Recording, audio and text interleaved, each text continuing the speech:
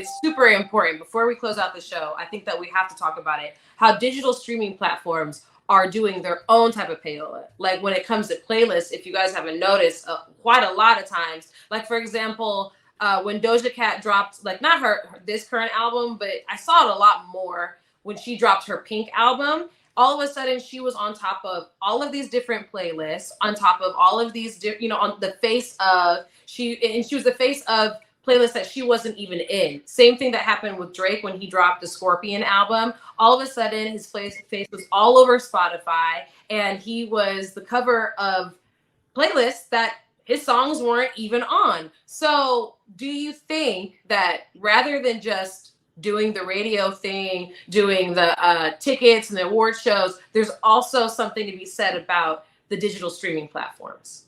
100%. They're all doing the exact same thing. They're all going to Apple, going to Spotify,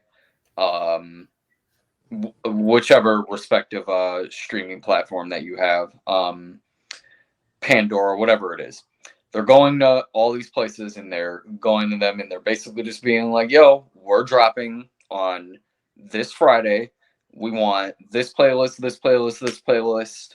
We want all of them blocked out for the foreseeable 2 weeks. Yeah. Because that's how long we want the album cycle to be pushed for. That's exactly what happens. Yeah. Every single time a new major album drops on the Rap Life playlist, go and look at the face of who's on it. It's whatever major album dropped that week. So let's say it's Lil Durk and there's nobody else major that's like in the same like kind of tier that's dropping in like that next like 3 week cycle. Lil Durk's face will be on their Rap Life picture. Same thing with Spotify with their Rap Caviar playlist. So let's same exact thing.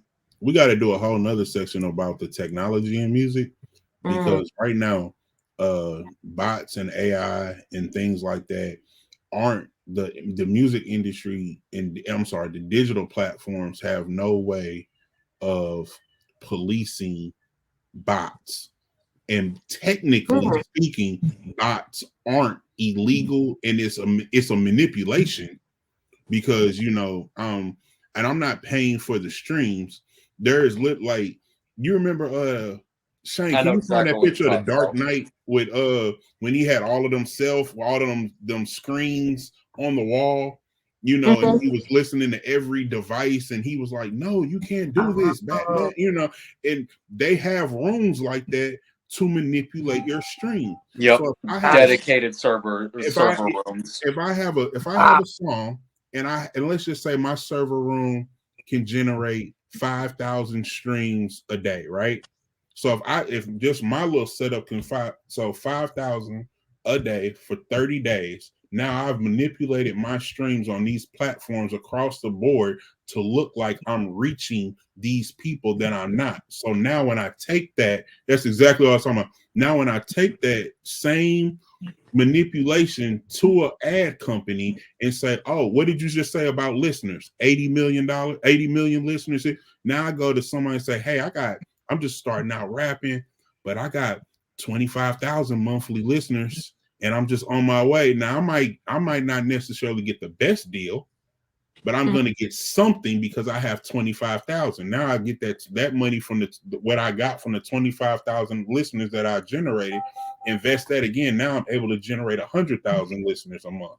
Now I go back to them and say, hey, you saw how my song is taking off. I'm manipulating my numbers. Meanwhile, the public has no fucking clue who I am.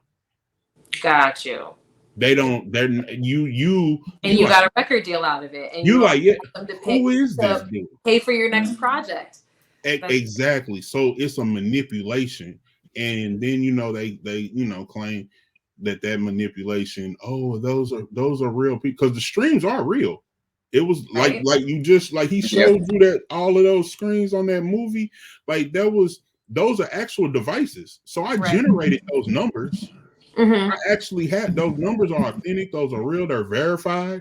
YouTube. Even if I get 1 million subscribers, what happens is when I drop that video on that YouTube, nobody watches it. It's not a now. I've generated 60,000 quote unquote listeners a month, and now that video only does 5K. Hold on. How? But that's when the true payola starts. You know what I'm saying? Because it's like, all right, we didn't already invested money into this little nigga, and he ain't doing what we need him to do. So let's put him on the DJs. Well, or just straight up old school. Okay, we got to go to the DJs and be like, yo, I'm gonna give you a little something if you play this record a couple times this week for me. You know what I'm saying? And you're mixed. All right, cool, I got you. And then they go to, another city and do the same thing. And then all of a sudden, and then you know how it is if you hear a song enough times, like sometimes that motherfucker get catchy. And you're like, okay, now I like this nigga. You know what I'm saying? Because they done paid DJs to play this nigga's record that otherwise wouldn't have got played by them DJs. And that's why it's a problem. You know what I mean? And like Eric said, I think they're doing the exact same thing with playlists.